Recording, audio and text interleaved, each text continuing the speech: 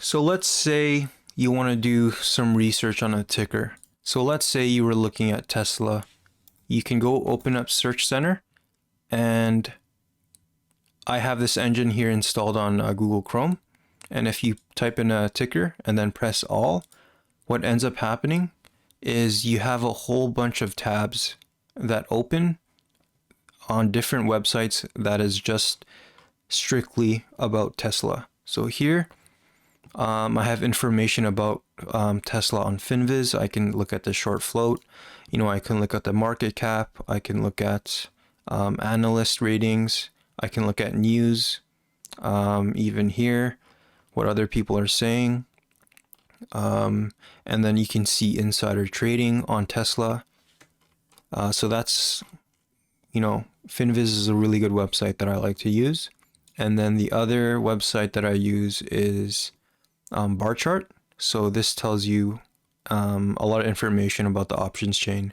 So I like to look at the put to call ratio, open interest ratio, and then if you click on one of these, you can see what volume there is, how many contracts there are, open interest.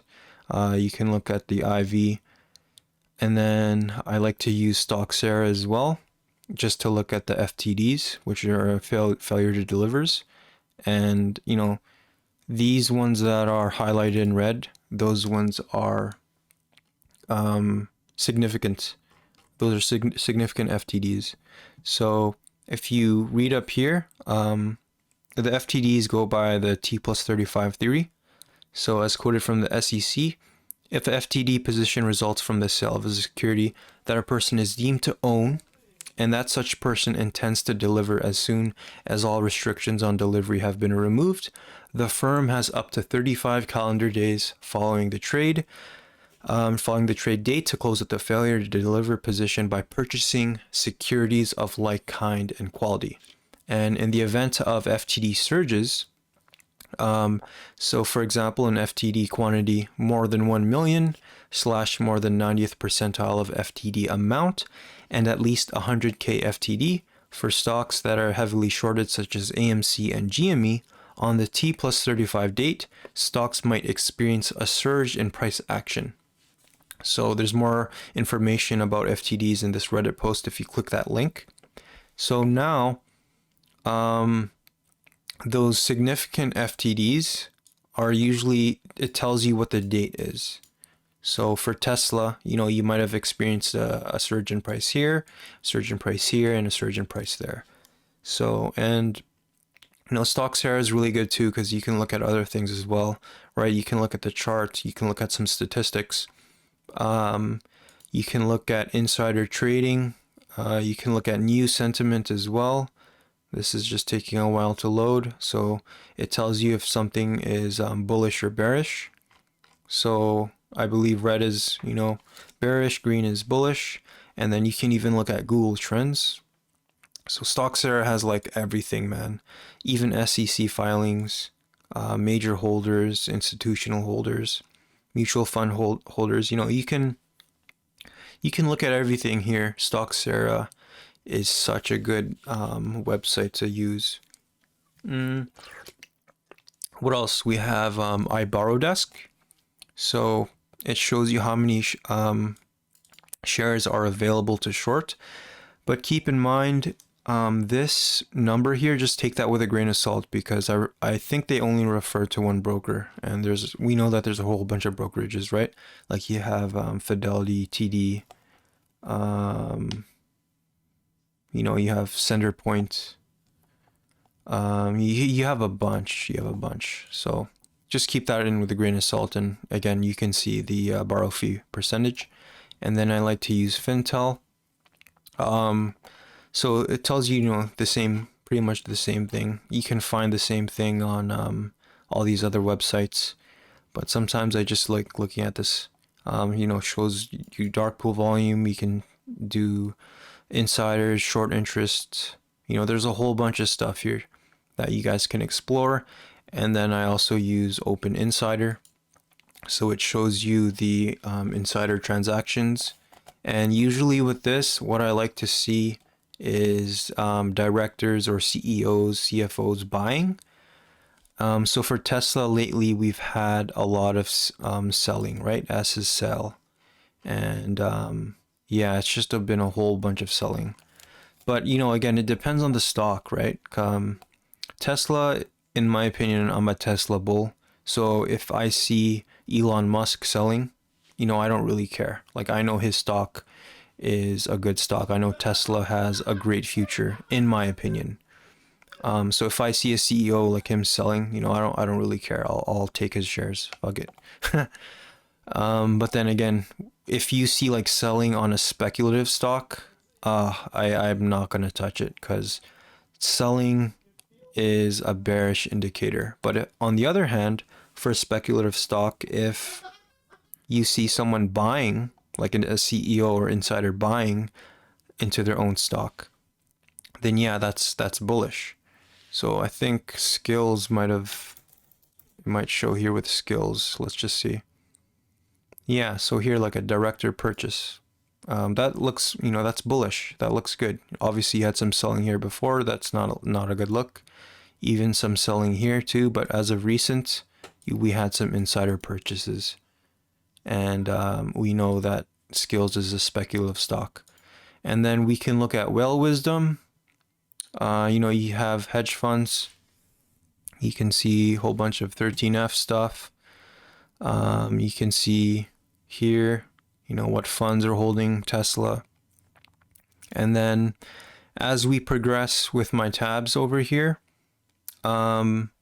we get into what I like to call assessing social media sentiment. So seeking alpha is one of those things where like you can see what other people are saying.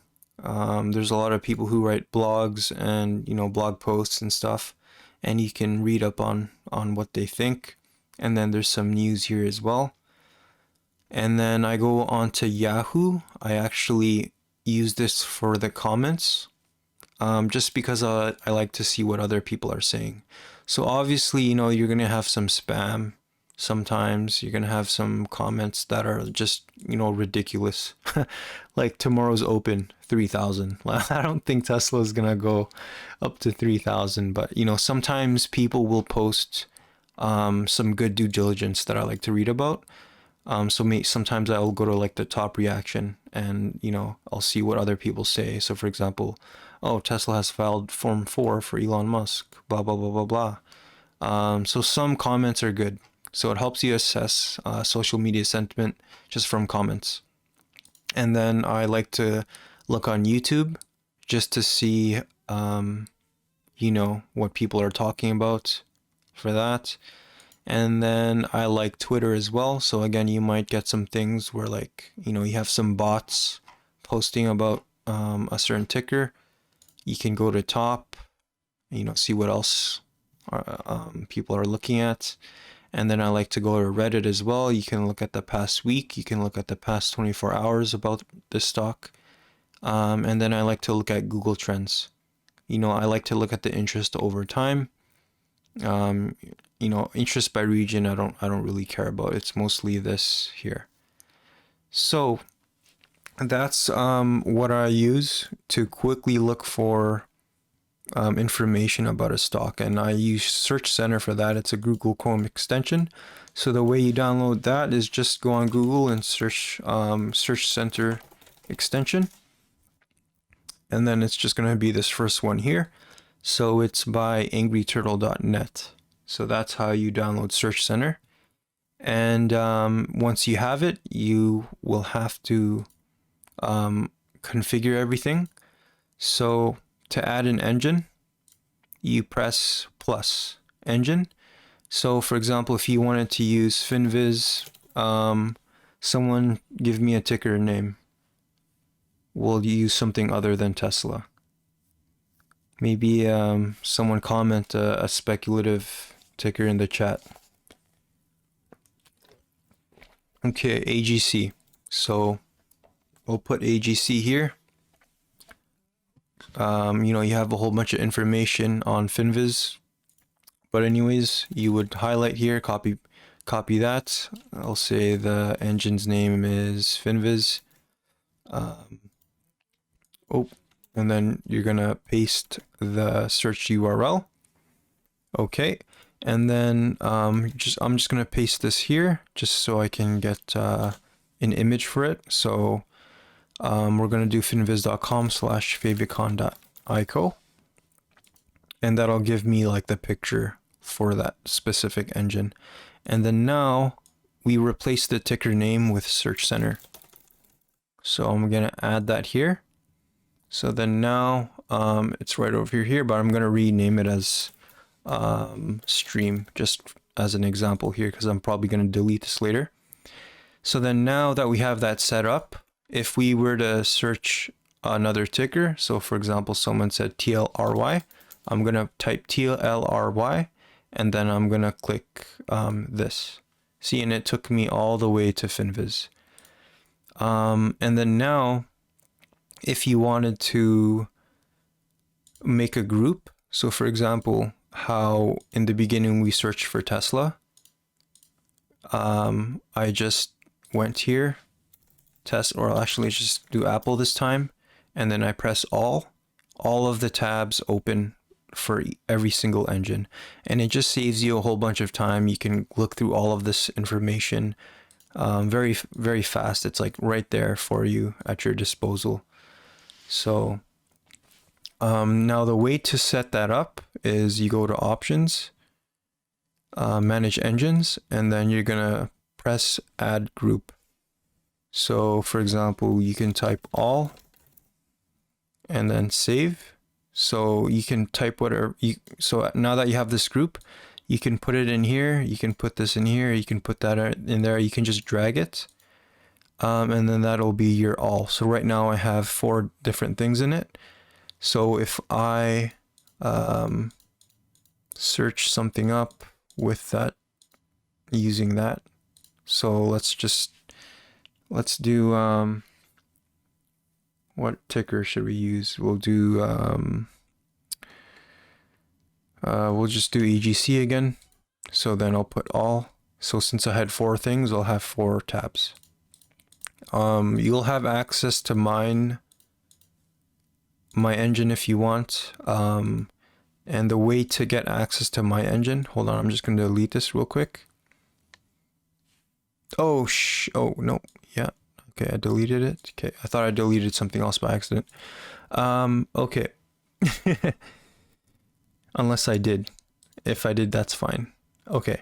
Anyways, so now the way to get access to my engine, the stuff that I use, you'll go to manage engines and then you'll press export engines. It's kind of weird, but I'll give this entire code here in the YouTube comments for this video when it's uploaded. You're gonna paste it here and then press import, and then you'll have exactly what I have.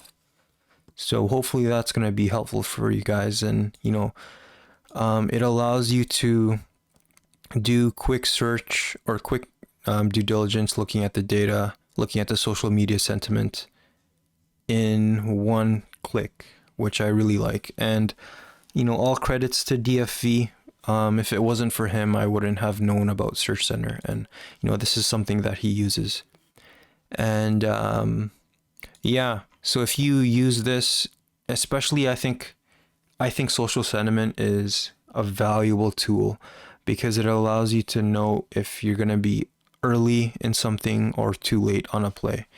So someone comment a ticker that no one knows about, and I'll do a quick search on it. Actually, we'll do one for POWW. So if I were to search up this ticker, I'm guessing not a lot of people know about it. So again, we have short float percent. There's so much info here. Options chain looks nice. You know, 0.06 PCR. And then, you know, this option chain is jacked to the titties. We can look at FTDs, blah, blah, blah. I guess iBorrow desk is down. Maybe, or it's loading. Yeah, whatever. So you can look at all of this stuff here. And then as you go for social media sentiment, see, look at this. We know not a lot of people are talking about it because here, look, this is 6 hours ago. This is yesterday, 14 hours ago, 5 days ago, right? When we looked at Tesla, the reactions were like literally by like every minute, every hour, someone's posting.